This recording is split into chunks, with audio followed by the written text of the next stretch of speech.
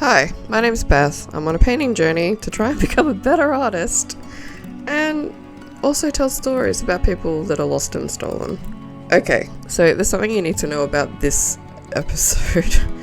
The portrait didn't turn out quite how I imagined it would. I ended up scrapping the original one halfway, and I watched a paint coach video on YouTube on how to create better portraits, and I feel like that helped a lot, but I still it didn't turn out very good.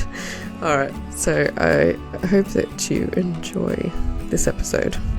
Alright, so the sources for today's episode are an article from City Hub, Sydney, by Alex Smart, an ABC News article by Nicole Shettle and Emma Alberici, Wikipedia, a CBS News article, and as I mentioned before, halfway through the video I ended up watching a paint coach YouTube video.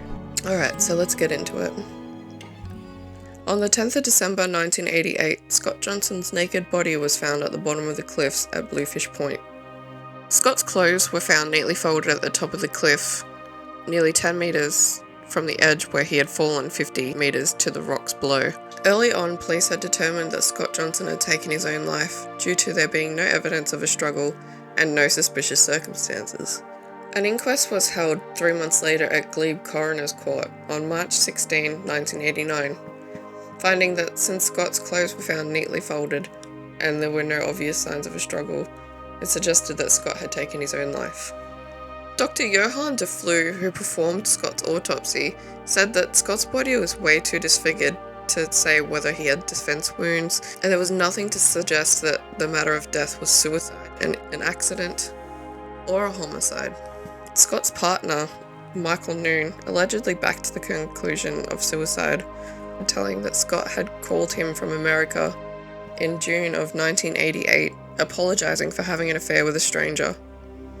Scott was so distraught with his infidelity that he went to the Golden Gate Bridge, but thankfully he couldn't jump.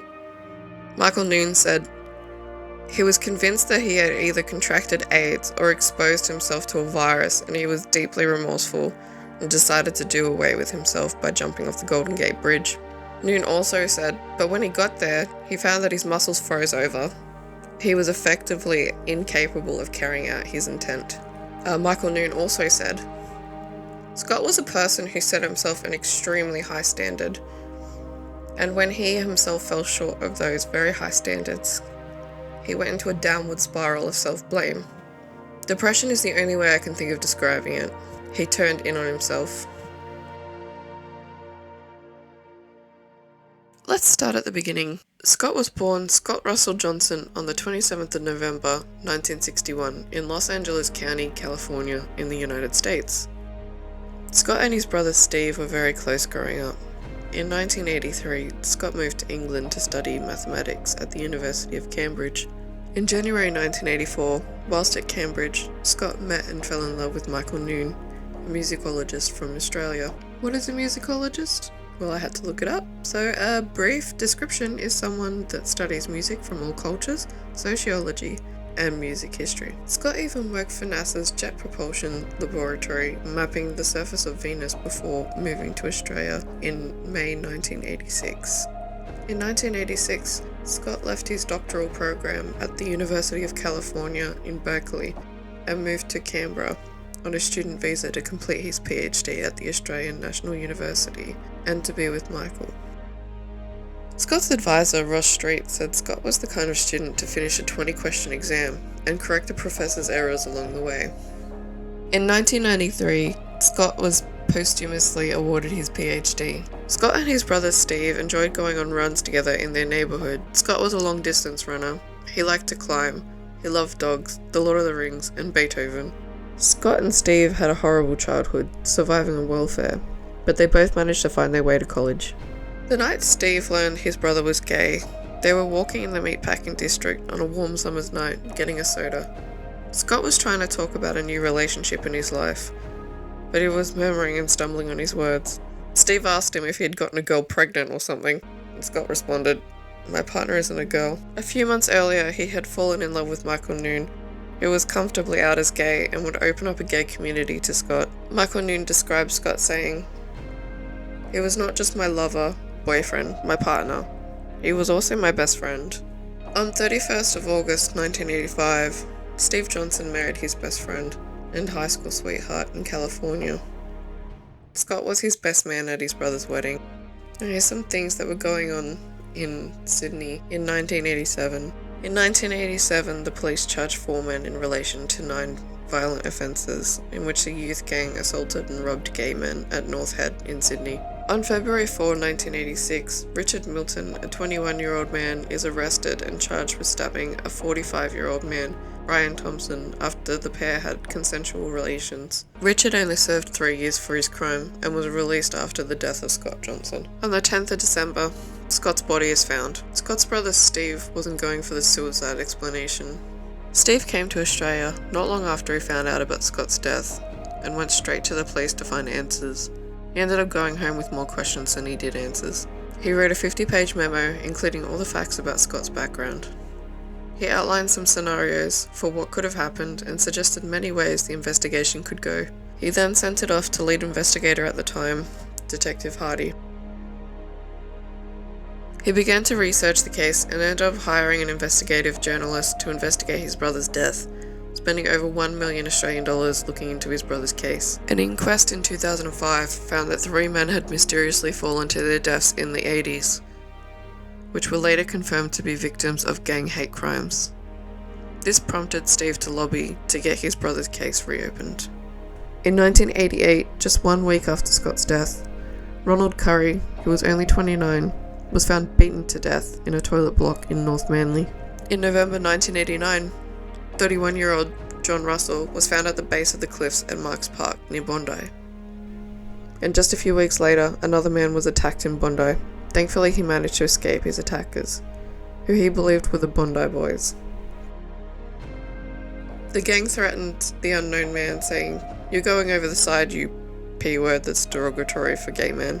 TV newsreader Ross Warren also went missing in the area, though his body was never found. An inquest in 2005 found that 3 men had mysteriously fallen to their deaths in the 80s, which were later confirmed to be victims of gay hate crimes.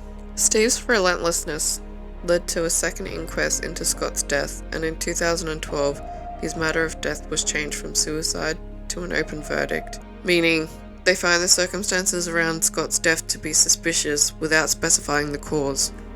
In 2019, Helen White wrote an anonymous letter to police after watching a TV show about gay hate murders. Helen White's letter prompted police to interview Scott White in May 2019. Scott White told the officers that he was gay and denied having any involvement in Mr. Johnson's death. Scott White's ex-wife, Helen, had confronted her then-husband twice about Johnson's death during their 16 years together, in 1998 and again 10 years later, having previously heard him brag about bashing. Mrs. White told the court shortly before the couple split in 2008. She read a newspaper article about Johnson's death and asked White if he was responsible. He said, "The only good is a dead oof." To which I said, "So you threw him off the cliff?"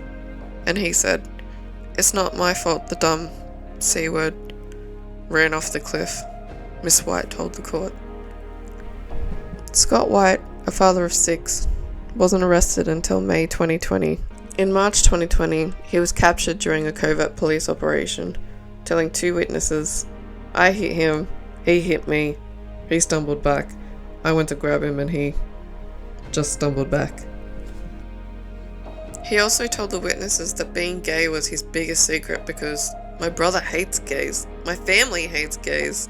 White was further captured saying he met Scott Johnson at the Brighton Hotel before travelling to North Head where the altercation took place. He was captured saying, "I think we had a fight. That's all I can remember. He fell, I took off." White said in the same conversation that Mr. Johnson fell over the cliff at an unfenced area. He also denied having sex and did not know why Mr. Johnson was naked. In October 2022, he was captured on a prison phone call with his niece, which was intercepted by police, making further admissions. During the phone call, Scott White made admissions to hitting Dr. Johnson off the cliff. In January 2022, White surprised his lawyers after previously repeatedly instructing his lawyers that he would plead not guilty and maintaining his innocence. He loudly told a pre-trial hearing, "Guilty, I'm guilty, guilty." In decisions that would later be set aside, Wilson dismissed an application by White's lawyers to have his plea withdrawn and sentenced him to 12 years in jail after she was unable to establish beyond reasonable doubt that it was premeditated anti-gay hate crime. Scott White's lawyers appealed his original sentencing, saying he wasn't capable of understanding what he had agreed to, and 3 months later, he was convicted of manslaughter. The judge asked if he understood he is pleading guilty to being responsible for Dr. Johnson's death, but didn't murder him. He said he did. Dr. Johnson's brother, sister-in-law, and 2 sisters travelled from the US to give harrowing statements about the impact Scott White had on their family and the beautiful man he destroyed.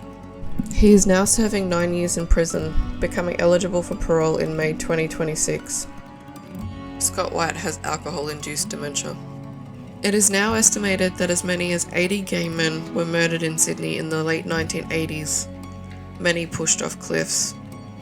The New South Wales Police Force has since apologised for not investigating the murder of Scott Johnson properly and failing to protect the gay community. Dr. Johnson's memory will forever live on because of his brother Steve.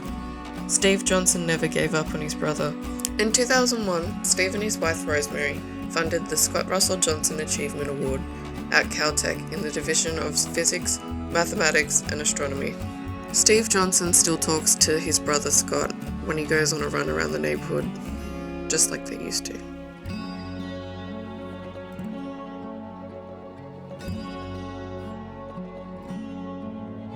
Alright, thank you so much for watching. I hope you enjoyed. I know that the outcome wasn't that great. Thank you everyone. Bye bye.